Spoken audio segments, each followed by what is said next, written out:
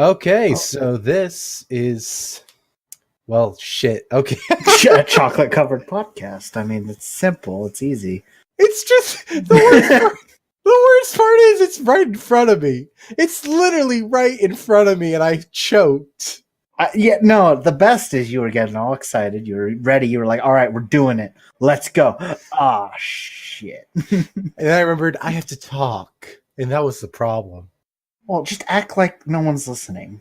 Just know that everyone is listening. And by everyone, I mean probably like 2 people. Okay.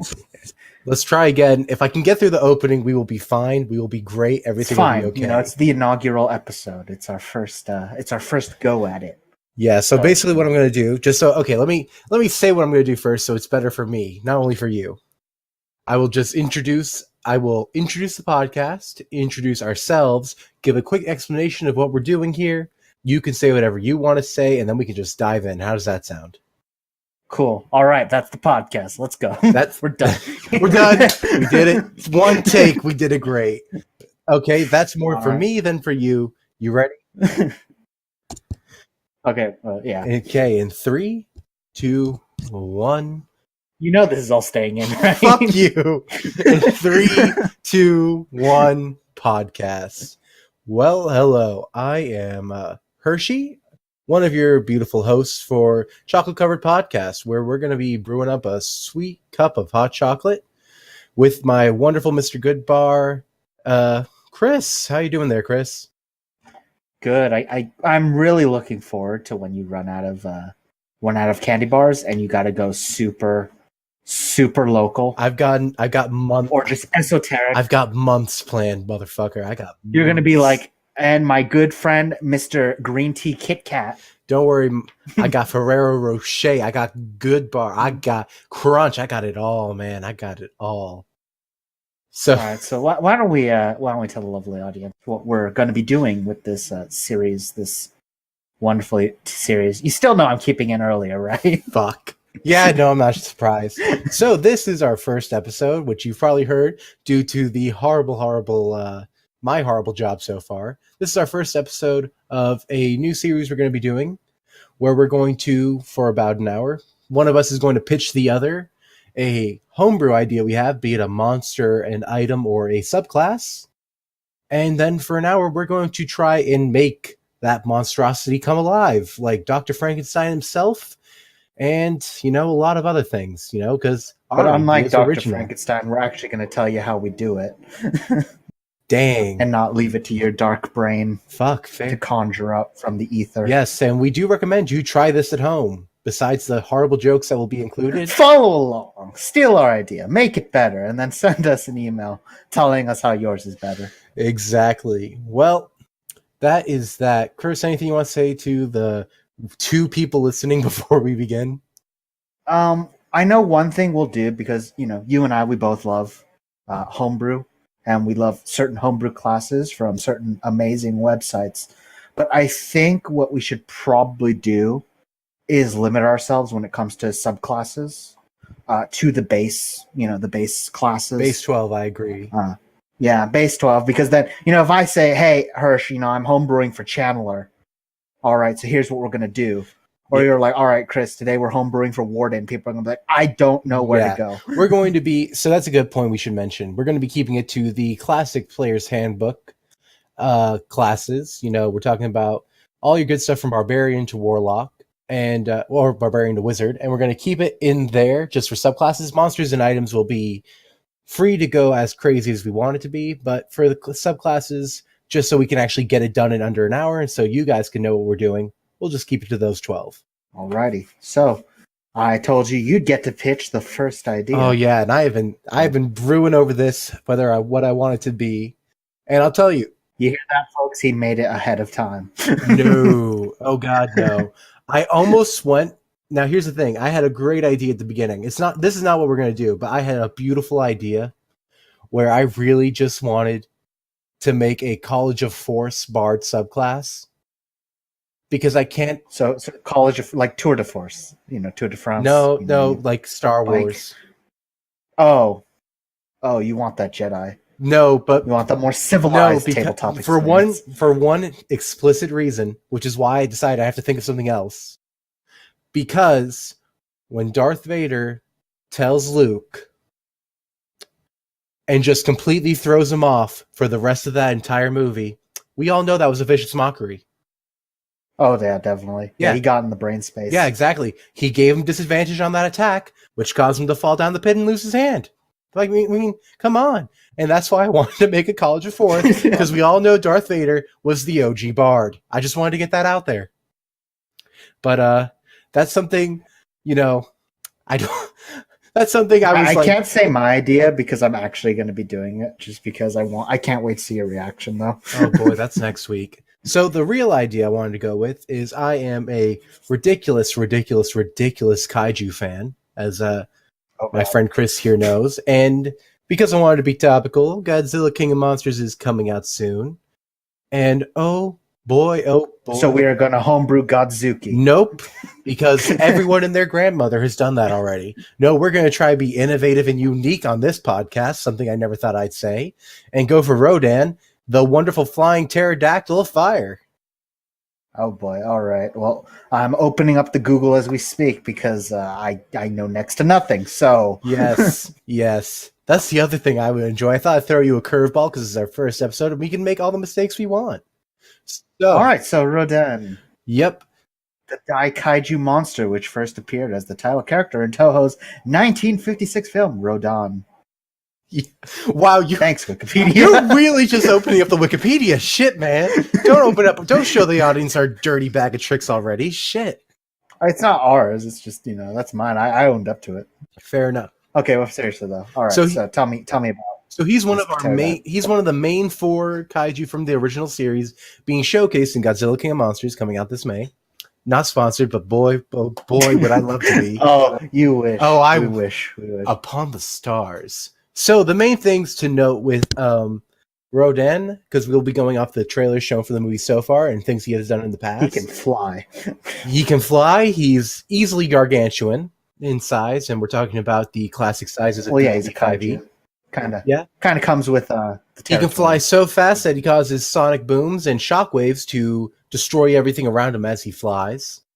And I really liked how in at least the trailers, he pops out of a volcano and looks like he's just constantly on fire, which was pretty nice. Just a nice little touch, give him some flair.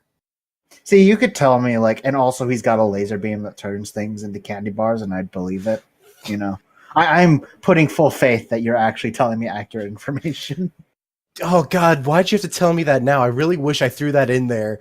Just completely, subtly, just, smooth as ice. And he shoots, fireballs. I cannot undercut how little I know when it comes to Godzilla. Yeah, and I have to fix that.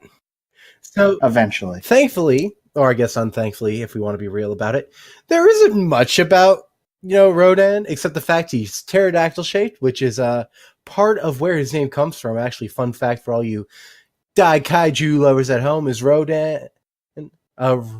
Rodan literally comes from pterodon. They just took out the te and the no from pterodon, slapped that together, and switched the vowels. It's really dumb. So basically how I came up with my screen names, I just took out a couple of letters and just mixed it around. Yep. And threw an X in for goodness. Okay. Yeah, I wish it was a joke, but it was the 1950s, man. They did shit simple and it was great. All right. So really, he doesn't have much behind him, which is beautiful. It's just he just flies around and causes havoc. Yeah, pretty much actually. Just flies around, causes havoc. He's huge, has giant wings, and So I thought a great place to start for us would be looking at the Rock of 5e. All right. Not Dwayne the Rock Johnson for all you fans out there. No, ROC. That's it. A giant flying bird of death.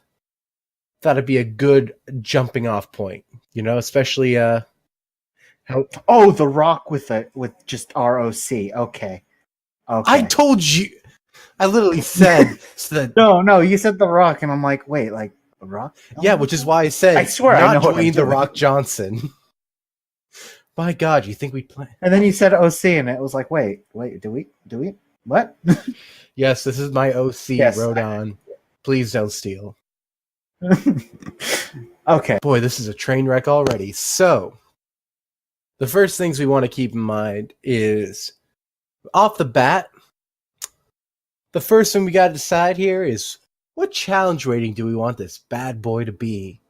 And you see, if we're going off of just how, like, setting a baseline here, a regular rock is 11, and Tarask, oh boy, our good giant world-eating monstrosity Tarask is a good old 50. Not 50, God no, 30. That was my bad. I'd say Rodan is probably about a, where do I want to look here?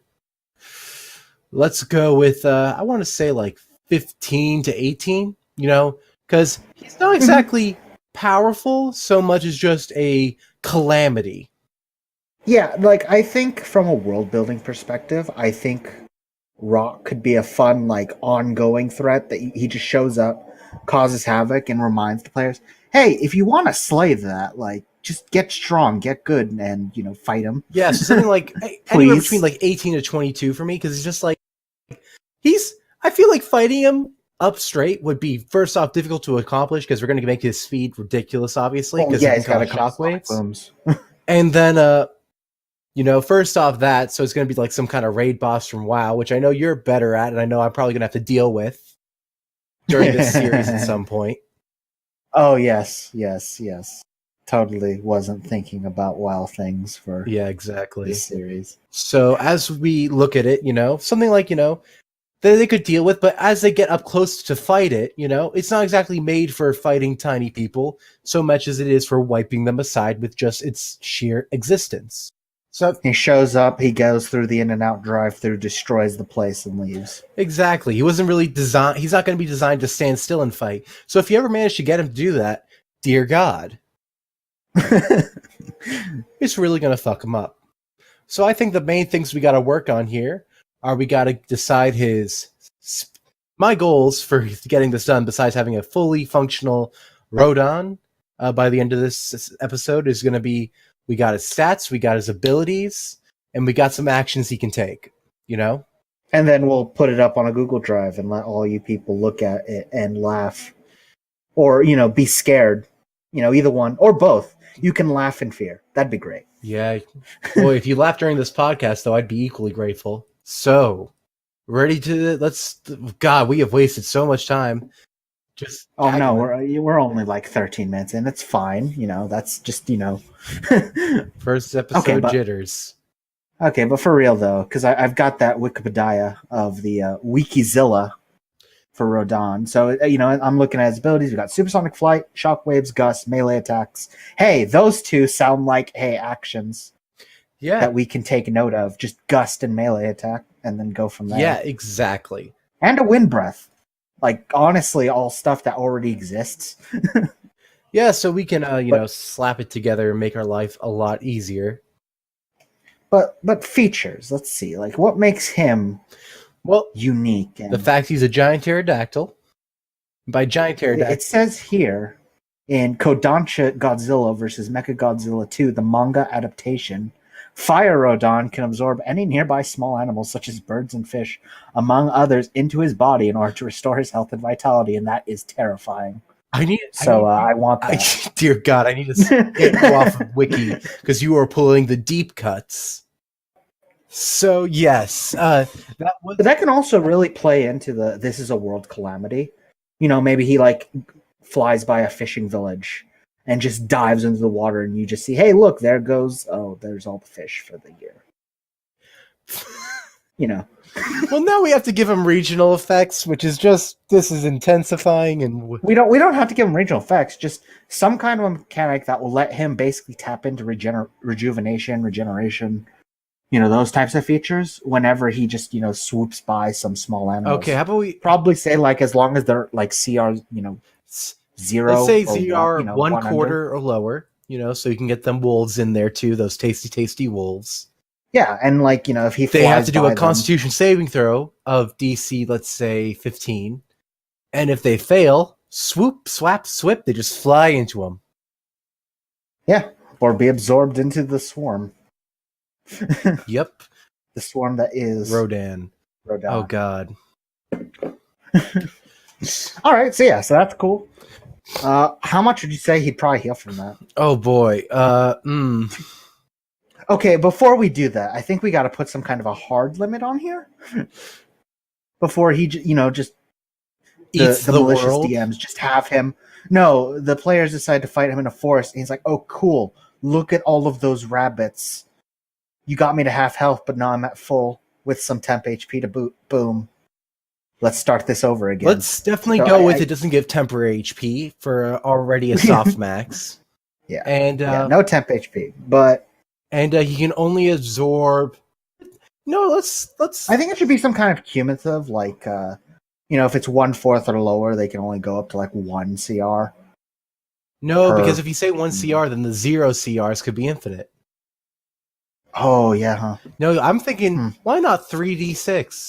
3d6 creatures, and then for each creature, 1d4.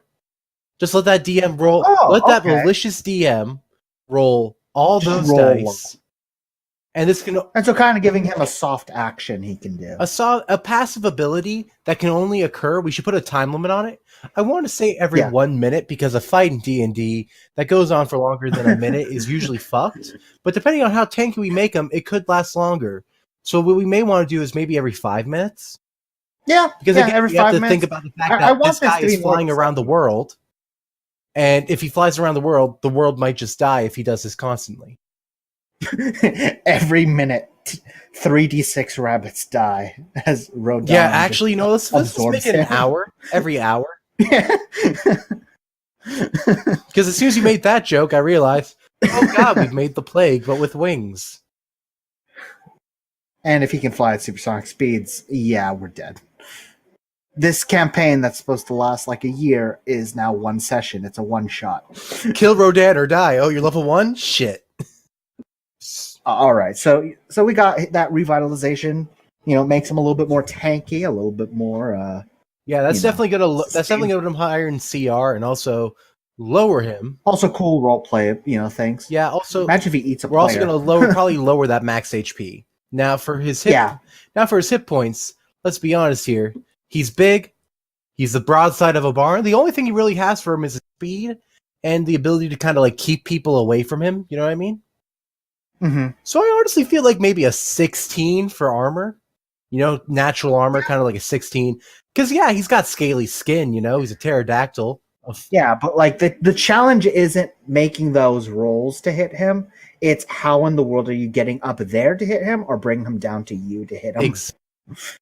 Exactly. Now, so that's the armor. Hit points, we may want to think about. He's gargantuan, which could be literally anything 20 squares by 20 squares by 20 squares up. So depending on how big we make him, Taras is only a chill like 40 by 80 feet, Yeah. So how big do we want him to be isn't what we should consider. We already have gargantuan. We'll just keep it there. I like the idea of him being high up in the sky and blacking out a small village. Oh yeah, no, entirely. He's like a rolling blackout, literally. However, how many? But not so huge that like half the planet is now nighttime. Yeah. We'll just talk about that later if we have the time. We gotta go with hit points though. How much HP do we want this guy to have? Well, the base rock has 16d20 plus 80. Yeah, looking at an average 248, I can see that. So, what do we want to... I think if we're making his AC low, we should make him maybe a lot more beefier at the very least. That way Careful, we've given him regeneration. Yeah, we have given him regeneration, actually. So I'm thinking maybe around Taras has 500 if I remember correctly. Yeah, it's like 500. I should probably... So we can go I'm going to keep 350? referencing Taras. I should probably pull up his stats for my own sake. Yeah. We've mentioned him more than once. He's like Beetlejuice. 676. Okay, we're not doing that. So I'm thinking we could give this guy around 320, which would be I think around 19 I can ballpark that real 19 quick. 19d20 plus 8 90, somewhere around there. 890? Or just 90? Or no, 19d20 plus 90 to get it to around 300, 320, something like that. All right, 90 d20 plus 90. Doing that number crunch. Okay, it's got to go a little bit higher.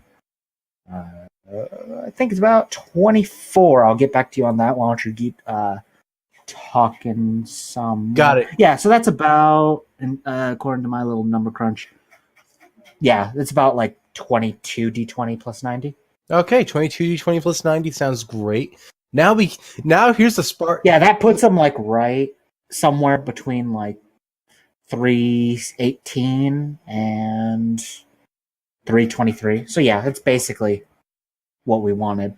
Yep. So now here's the part I was really regretting when I decided to pick Rodan, but I was like, we can gung-ho this because I already have some math. Is it the plasma breath? Nope. It's the fact of he can travel supersonic speeds, and we now need to figure out how fast do we want Rodan to go. Now here's the thing. Right, just pulling up the average speed of a fighter jet. Now here's the thing we know about D&D, and I've had to do this math before for chase scenes because I don't like D&D chase scene style.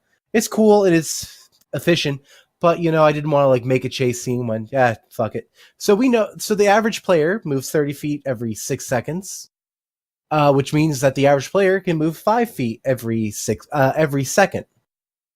So if you can move 5 feet a second at 30 feet a second, a rock, which can move 120 feet in 6 seconds without dashing, can move 24 feet a second. Now, the speed of sound is where this is going to get great.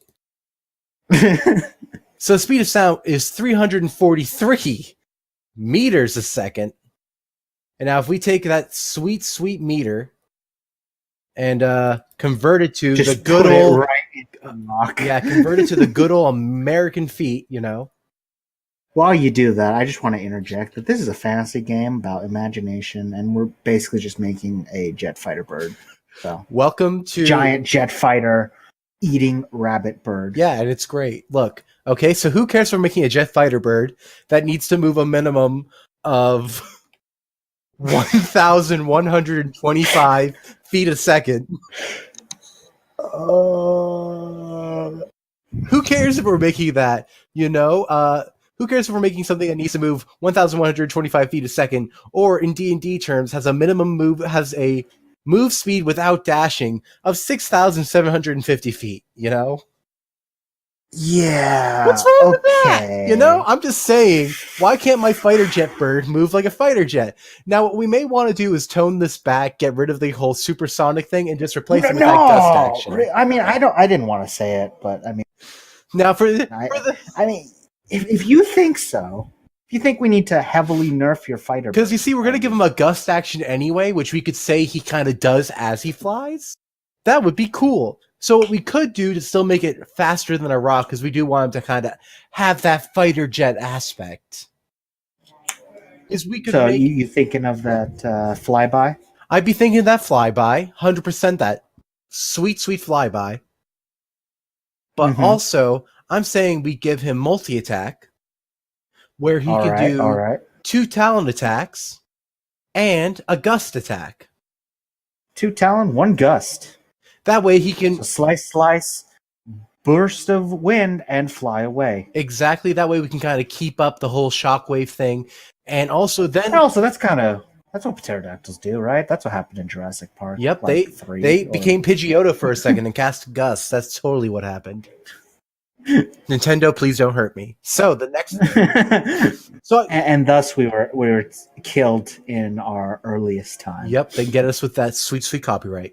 So I feel like maybe he should have a ground speed of 30 feet just due to his sheer size, and a fly speed of maybe like 160, 150, 160. 150, 160. Let's go 160. Feet of fly. 160 fly. 160. Do we want him to have a ground speed, or is he just strictly airborne? If they ever get him on the ground, we got to give it a ground speed. He can't hover. He's flapping his wing. Want him to... What? How fast can our little Look, bird... when we make Mecha Rodan, we can give him jets so he can hover. Episode 50, Mecha Rodan. Exactly. Hold up, Godzilla. Listen to me, okay? Just listen, you sweet, sweet makers of Godzilla. Hold on a second, Taiho. Just listen to what I'm saying. Mecha Rodan, wings for jets. That's all I'm saying. Monster Hunter did it. Why can't Godzilla? Look. Oh, right, they did do that. Exactly. So continuing on. So I feel like, 30 feet flies, 30 feet walking speed, because he kind of wobbles. Yeah, I was thinking that. But he's just so big. And then 160 fly speed is he just zooms. A zip zap zoom. Yeah, he doesn't need to walk. He's got the, he's that Falco. Personally, he prefers the air, Exactly. Now he doesn't need the Landmaster. Oh, God. But. So, Nintendo's going to hate us. So, we've been hitting all the marks. Nintendo. Jesus. Don't actually, though. I don't at the me, full bro. fist Please. of a corporate. So now we got to get to the more annoying part. Stats. Now we got to go to pure number crunching, unlike what I just did for his movement speed to figure out how many feet you can move in a single turn. Because it's not fun. All right, now Mecha Rodan, or Rodan rather. Just normal Rodan. We're never normal. Bite my tongue. Mecha Rodan. Strike me down with lightning. We will not do Mecha Rodan until I completely run out of ideas. I'm going to assume Rodan isn't. He's not he doesn't got that GED. I don't think he is going to be a monstrosity, which means we can kind of give him whatever the fucking stats we want. But yeah, he don't got that GED. He's got like the intelligence of every beast ever. I want to eat and I want to live, So a solid 3, just like the Rock. Yeah, you know what? Honestly, I was going. Yeah, that's fair. Give him low intelligence. Cause hear that, wizards? Damn. Because when you go low enough on intelligence, it becomes a buff rather than a nerf. Because a lot of things just go unless they have less than 5 intelligence, and then you can't do anything to them. It's great. All right, but does that mean he fights with instinct? God damn it! Now he's a good bird. He knows how to live his life, but he's a little too strong. So I feel like a wisdom of 10 is also agreeable. Okay. 10 or 11, but. All right, you heard it first, guys. If a Rodan just appears in your campaign suddenly, wizards first, druids second, and clerics. Then that's sweet, sweet charisma, though. Now this is where I want to argue some things because. Oh, he could totally start a rebellion. Imagine you're just chilling, and then this giant pterodactyl lands in front of you. Wingspan of at least gotta be a wingspan of at least 100 feet or so, No, each wing's gotta be 100. Fuck that. Oh, never mind. I found it. Wingspan of 871 feet. Only. Perfect. We're keeping that, by the way. And being 150. Okay, I'll take that down, I guess. And being 154 feet tall. We didn't make him supersonic, but we have to at least keep his size, okay? Okay, yeah. Also, apparently, this is the 2019 Monsterverse height, and it's the smallest size of him yet, so... Oh, he used to be bigger. He used to be bigger. Well, at least, at least he's not that, that... So we continue on. And if this guy landed in front of you and was like, roar, wouldn't you just start praying to him? I'd pray to him. Yeah. I mean, hey, if he listens... Yeah, he won't listen. He won't listen. So what is that? 20 in charisma? God, no, a 10. We want these things to actually be used. Damn it! I'm just voting for non-negative charisma. That's all. It's a small vote. But you said he could start a religion. We can make a religion. Okay, you can. A lot of people can start a religion, but unless he's talking, you don't need to be charismatic. He is literally just a god. By the way, if you ever put him in your campaign, a cult following Rodan would be pretty lit. So, yeah, the first time that the guys preaching the end of the world were actually right, because he's eating all of the small animals and throwing the ecosystem out of whack. Yep. So after that, they would be bird people. God damn. Definitely bird mess people. Fuck you. Okay. So after that, we've done the mental, and we gotta get the physical. Now here we're looking. Dex is the highest. Nah, man, strength. How do you think he can flap them wings? I don't know. He goes to the gym and just, he does his time. He lifts his weights. Look, if you're telling me Rodan can't lift, I'm sorry, you're wrong. Rodan definitely skips leg day. Does he have arms or like hands? No. He lifts himself every day. Wait, Millennium Rodan had hands. We don't talk about that one. I'm just chill. saying. We don't talk about certain things, okay? Look, he's got to lift himself. He needs the physical force. The classic dimension of muscle theory, stating how whenever you double in mass, you just quadruple in weight. Oh god, that's a horrible theory. Basically, making why Godzilla doesn't exist. He's got to be able to lift himself. He needs strength. He's got to lift himself every day. All right, 30 in strength. Let's go. Fuck, I'm down. Wait, what? Okay. 30 strength, give him that sweet plus 10. Barbarian fighters, if you try to grapple him, I think you'll break everything. Don't. He's also gargantuan. Barbarian fighters, you can't, by the rules of the game. Oh. Well, you heard it here first. I'm sorry to do that to you. Unless your DM's super kind, or unless you're piling a mech, you're not going to be able to grapple him. Now, Dex is the problem.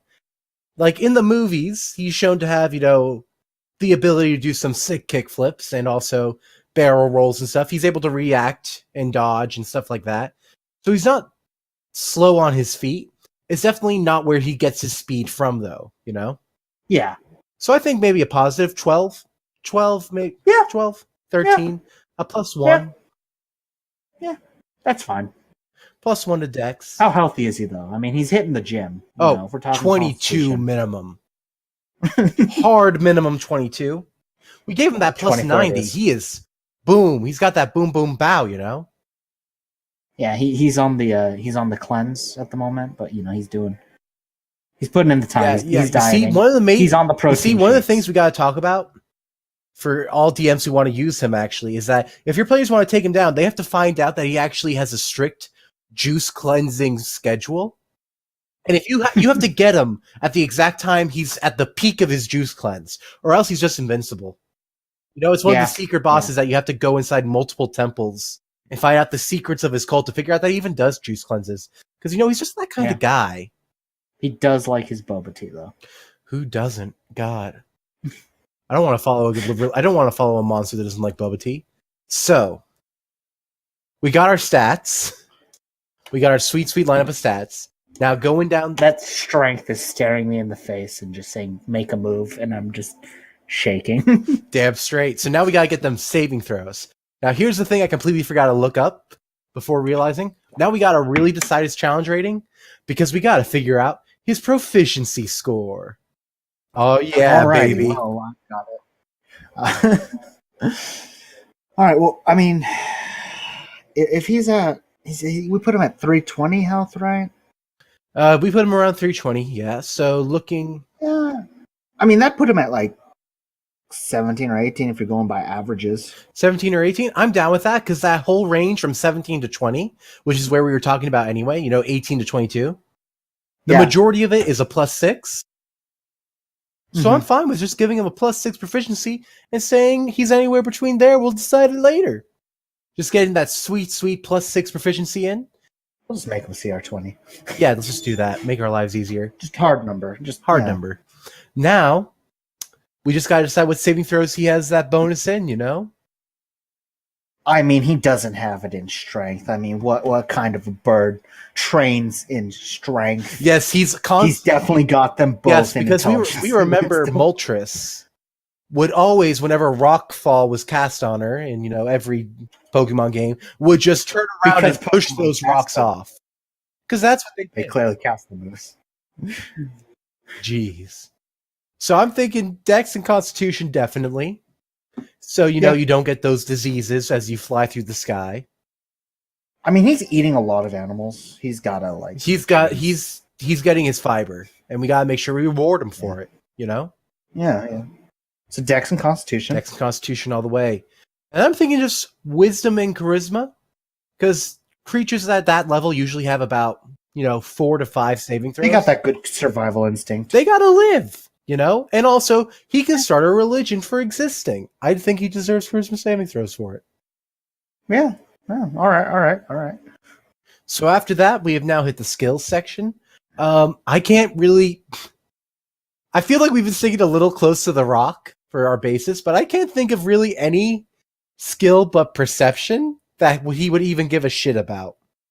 You know what? What about, honestly, here's my honest pitch. No joke. Shoot me. I feel like he'd be proficient in nature because he knows what to eat. That's everything. But, he doesn't want to eat a porcupine. No, he's not. He's more so absorbing. I think he's one of the few things that can easily eat a porcupine. Yeah, but remember we talked about that cleanse. We talked about that diet. Fuck. Fine. Okay. You know what? Fine. He doesn't want the fatty animals. He wants like the good lean meats. We can't make that canon. If we make that canon, we've done a horrible thing to every campaign ever. All right, feature. He's on a juice cleanse every 2d10 days. I need to talk to an artist I know and just get a picture of Rodan drinking from a straw, just drinking a juice like with shades on. All right, so perception in nature. Oh god, fine, perception in nature. Which means his passive perception is 16 because he has a 0 in wisdom. Yeah. You don't really need to look at a lot of things when any birds that fly into you just get absorbed into exactly, which is why he doesn't have any passive abilities besides that absorption one we talked about. Because he's just so big. He doesn't need it. And then we have made it to the actions. Now we made it to the actions. We already got multi-attack. We now need to make Gust. but now we need to actually make them. Is our next problem. And also, he's definitely legendary, and he's going to need some legendary resistances before we forget. Oh, yeah, because, action economy. Yeah, he needs some legendary resistances and some legendary actions. Because, come on, he's Rodan. And if you're telling me he's not legendary, then I don't know what the fuck I'm doing anymore. All right. So we've given him these, from earlier, 2 talent attacks, 1 gust attack. So, all right, and we can just look at gust on literally anything. Quick, Hirsch, what's a creature that can gust? Pidgeotto. All right, looking up Pidgeotto. Pidgey can learn Dang, gust. It doesn't have a monster stat block. All right, well, what's our next best thing? Something along the lines of the second level spell offered in our own player's handbook at 5e. The gust spell. Oh yeah, huh? Or at least the basis for what effect it does make. Gust of wind, line of strong wind, 60 feet long and 10 feet wide, blasts from you in the direction you choose for the spell's duration. Each creature that starts its turn in the line must succeed on a strength saving throw. Oh god. Or be pushed 15 feet away from you in a direction following the line.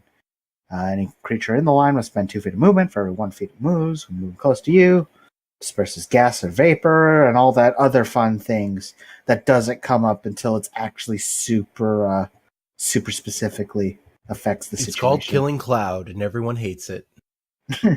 So, you hear that, Strife? We're coming for you. So we just gotta right, but we gotta fight Nintendo first. Oh god damn it! Let's not pick a fight with every conglomerate ever. So let's make an upgraded version of Gust of Wind for our Gust. You live today, EA. Okay, chill, man. Chill. Let's make an upgraded version of Gust of Wind for our respectively overpowered monster. Yep, upgrade Gust of Wind. And the talent 60 feet is too short for a creature of that size. Exactly. So we'll figure that out. The first thing we should do is, while we think about that, let's just get the talent out the way. A very simple weapon. Yeah. Keep going. Sorry, keep going. I knew you were going somewhere with that. Just a very simple weapon that is not incredibly overpowered in any way, shape, or form. And we're not going to take. I don't think we should take the full rock ability here, because let's be fair, Rodan's not going to grapple shit. He's just going to go, "Ooh, you're trying to attack me? Slap, bitch," and just get you out the sky. Yeah.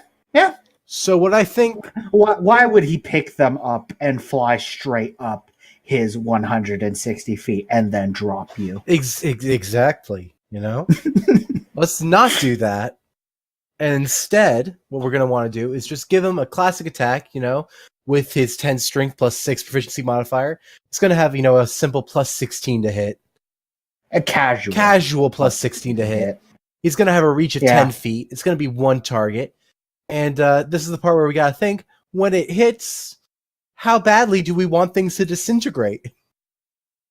All right. Well, if we're going off my handy dandy little chart here, he's got an average DP. At 20th level, the 20th average is about like 131, 31 and a half. Oh no, and he's getting two So of these off, so we gotta have that. we gotta cut that in half, and then if Gus does any damage, we gotta cut into it a bit more. So we want each attack to do about 65 damage. I think Gus could be more of his utility ability. Gus is definitely his damage, utility of just like, hey, this is why I'm a calamity, you know? Or, hey, you're by that gorge. That's cool, Gus. Yeah, exactly. It's more of his like, I'm being not smart, but this is why people hate me. Because I don't usually hit things, I just blow them away or suck them up. He gives them that good stuff. All right, so like what on the juices. is our base die, anyway? What are you thinking? Oh, boy. A D8? Nah, If we do D8s... You want those big dice? If we do D8s, we gotta do 6D8 or 7D8 plus 10 for him to have a All right, cheat. 25D12 it is. Oh god, wait, hold on. Chill the fuck out. We're not doing power word kill here. I'm thinking 78 plus 10. Mm-hmm. Okay, 78 plus 10. Gives him a close enough range to, if he rolls max, he gets like 66 damage, which is, good. And he I'm looking at an average here of about 41, 42 if you want to be unlucky. Perfect. You see? Like, yeah. Just reasonable. They're probably going to hit anything that moves.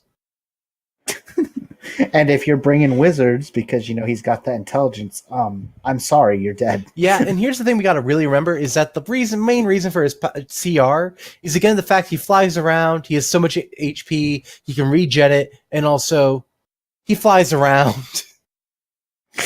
He doesn't really land. Say hello to the world calamity. What does he do? He just flies. Yeah. Like what? So what does he do? looking. He just circumnavigates the world. Yeah, that's all he does. So 78 plus 10, I think, is our. He drinks boba tea on occasion. Don't forget that he juice cleanses regularly, though. That's the secret to his strength. To the gym. I think this Rodan is just a bro. Like I think he just hangs out. He lifts. He does juice cleanses. He likes his bubble tea. He eats forests, rarely, but that's just when he's letting himself go. That's his cheat day is eating an entire forest. Yeah, once every hour he just cheats. Okay. Oh god, we got to rethink that one again. No, it's fine. It's fine. He cheats every hour on the hour. I'd like to interject that we do finish these stat blocks, and we will finish these off the air. So when you see it, you'll see a fully realized and totally not cobbled together assortment of notes. Yes, we will. They will look nice and will look legit. We'll have links for all that later. It's because we are not writing. We're writing down the important bits. We're doing that Cornell style notes. Exactly. Where you write a question and then why. Oh god. So after that, we just got to finish up Gust and then think of some legendary actions and then we're done. Hooray! Gust is a legendary action that he can take. We'll consider that. Let's first make Gust. All right. So it's an upgrade. So we have upgrade Gust of Wind. Yeah, so we got buffing the we got buffing the range on that. So the main thing I think we got to do first off is upgrade the range, a line centered on self, just like Gust of Wind itself, Mm-hmm. However, let's just think of some math here. We know his wingspan is just an average 871 feet. Nothing special there. Average. And this is him actively trying to make a gust of wind by aiming his wings at an enemy. I would say that, it's got to be at least like a cone. Maybe a cone, but I'm saying the range has got to be at least like, let's just, let me just do some quick math here. 150. That's a little bit creepy and scary. And I know this is why we're best friends, but fuck, I did math and you just came up with my number. You're welcome. Fuck yeah, 150. Because remember, I could totally underscore myself and just say, "Oh yeah, we're screen sharing." So I saw him do the math before he could read it, but no, we're not. We're not. That's why I was scared for a second there. Sorry for all of you to hear that legit terror as I got mind melted. But no, because as we have to remember, combat in D&D is in bullet time every 6 seconds. We've got that Max Payne style, combats. moment. So he's not. It can't be him actively trying to spend a couple seconds brushing up a storm. He's not doing the Pidgey Gus. Exactly. He just keeps flapping. This is one quick beat. One swoosh. This is what happened. So all right. So 150. How wide? Now it's got to be a little shorter than his actual wingspan. So it's not going to be 10 feet wide. I think we should make it as wide as his body himself, kind of like that as it centers in on his body.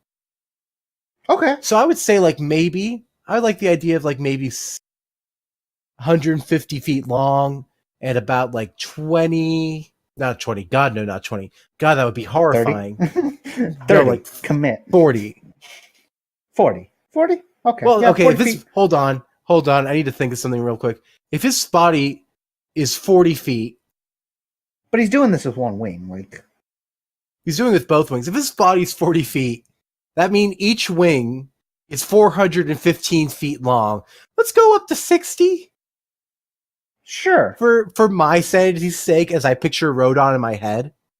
Because what? Wait. You saying you don't like the skinny Rodan? Let's just go up. Skinny Rodan. No, that I don't. tea, No. Works out at the gym. Eats a forest on occasion. God damn. He likes seafood. He's 60 feet. As well. He's 60 feet wide, and the gust of wind is 60 feet Goes wide. to the desert to tan. 150 feet long. Please stop it, Chris. Monster. This is all definitely going to be lore that's on. On the little blurb every monster has before their stat block. Yep. Yeah. Including he's just going to be called Totally Not Your Father's Rodan. Oh my god. He's going to be his 2019 Grandpa Rodan. Rodan 2019. Oh god. So, besides that, it'll have the same effects as every gust of wind. It'll be a strength saving throw based on his strength score. So that's going to be 8 plus 10, a DC of 24. All right, cool. Do we want to... oh god. Let's do a set DC, not using that. Oh, you don't want to go 24? But the wizards, though. Because we're going to have to push them further away. I say we set it to 19. Listen, if people treat strength like a dumb stat, they're building perfectly for Rodan, We'll go... How about we just cut out the... let's cut out the proficiency and go 10 plus 8. So for an 18. 18. Okay. Yeah, that's a lot more reasonable. That way people can actually, succeed. They don't die horribly. Yeah, and they'll also be pushed away 30 feet. Got you. All right. Besides... And then, of course, we'll flesh that out. That's an instantaneous effect. So after that... oh boy, after that... it's time for the legendary actions. Yeah. And wow, I'm surprised. We're kind of doing well. Yeah, we're doing good on time. Yeah. It's only been, 50 minutes. But yeah, we gave ourselves an hour. And that's including our beginning ramble. We're doing fine. Yeah. We're making a good hustle. We're making a good So job. for legendary action... keep killing the time. Oh, goddamn. So for our legendary actions, I feel like there's the usual 3 rule. So we got to have at least one that costs 1. And then at least one that costs 2, and then the third one can either cost 1, 2, or 3. So, for the first effect, our 1 cost, our guaranteed 1, do we want him... fly? Yeah, do we want him to just, take a move action? Well, we give him flyby, that's a strong action just to be able to be like, oh, you're close to me. I'm able to fly, cool, fly away, no opportunity attack. Yeah, actually, you know what? That should be our 2 costs then, because we gave him flyby. Yeah. That's our 2 costs to take a move action. Take a move action. So our 1 cost should be he gets to take a talon swing. Yeah, just gets a free punch in. Just gets 1 talon swing, Now, do we want a 1 for our... now the wild card. Yeah, for our wild card, do we want it to be 1 cost, 2 drink cost? Boba tea. Jesus Christ. Okay, you know what, Chris? 3 cost, drink juice. 3 cost, he eats a... 3 cost? 3 cost, drink juice. Can only be done once a day. He just gains resistances until the beginning of his next turn. Yeah, just plain Resistance to everything but psychic damage. How does that sound? Because this ain't your father's Rodan. God damn it. It's 2019. That sounds like an episode. It's 2019, Grandpa. Okay? We Rodan now. It's not a phase, Grandpa. This is who I really am. What have I done? All right, so I'm gonna Photoshop a pair of those hater shades onto Rodan. Yeah, I'm going to contact a friend of mine after this and ask her if she's willing to do a commission of Rodan wearing shades and drinking bubble tea. But we'll talk about that after we're done with the episode. So we've gotten this all set up. And I think I like them. I think we have a monster. I'll sit down and have a tea with him. Yeah, and now I don't know if I'm happy and proud or just incredibly disappointed of how this turned out. Because I sat down here going, we're going to make a nice Dai Kaiju. And then And then we did. Then we did, but it wasn't the Rodan I was expecting. No, sir. Well, it wasn't the Rodan the Grandpa was expecting either. Yep.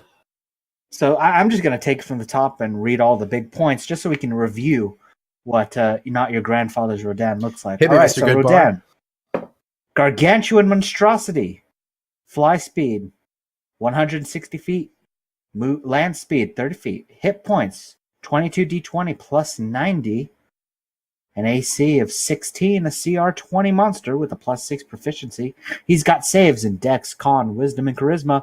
He's got a strength of a whopping 30, a dexterity of 12, a constitution of a 24, intelligence of 3, a wisdom of 10, a charisma of 10. He is skilled in the perception and the natures, with a passive perception of 60. Some of his key features are, of course, the flyby, legendary resistance, and of course, his revitalization, which lets him just go eat animals and gain health for it. In terms of actions, he has multi-attack of 2 Talon, 1 Gust, with Gust being an upgraded Gust of Wind, buffing the range to be 150 feet long, 60 feet wide, and a strength save of 18. Talons being plus 16 to hit with a reach of 10 feet. 1 target, 42 damage on average, 7d8 plus 10. And his legendary actions. The first one costing only 1 legendary action, taking a Talon swing. The second one that only costs 2, giving him a movement action. Combining that with flyby, giving him a great escape. And finally, his third legendary action, drinking juice. That can only be done once a day, giving him resistances to everything but the psychic damage of his enemies. And that's Not Your Grandfather's Rodan. Yep. So I don't know if we can call this first episode a success, but it happened, and it was a success for somebody. Someone's like, "This is my guy." Yeah, someone somewhere just went, "God diggity damn." So, this has been Chocolate Covered Podcast. This was our first episode, and to anyone, our first cup of hot chocolate. First cup of hot chocolate has been brewed, and the name of that delicious brew is Not Your Grandfather's Rodan. And yeah, this has been Chocolate Covered Podcast. We were happy you could join me, Hershey, my wonderful Mr. I can't say wonderful Mr. Goodbar anymore. He's sullied that name. You can't. Nope, you've sullied that name. But yeah, and if you like what you heard, feel free to leave us feedback or something like that. Mr. Goodbar, why don't you tell them all the places they can contact us at and where they can find all things podcast? Right. Where? Well, for our primary location for all of your listening needs, you can find us on the YouTubes as Chocolate Covered Gaming. You won't be able to find us. We'll figure something out because all you get is Minecraft videos when you search that up. So that'll be great. I'm worried. But in terms of email, you can send us your fan mail and tell us why Not Your Grandfather's Rodan is the greatest beast to ever fly the skies at chocolatecoveredgamemail@gmail.com. I'll say that again so that way you can get the pencil and the paper or open up that notebook app, chocolatecoveredgamemail@gmail.com. And we will be happily checking that, looking for feedback, maybe even write in a brew that you'd like to see and I'll see it and surprise Hirsch with it. Oh And it'll boy. be something that'll probably make him want to die. I know this is. And I'm the one who brought it in. Yeah.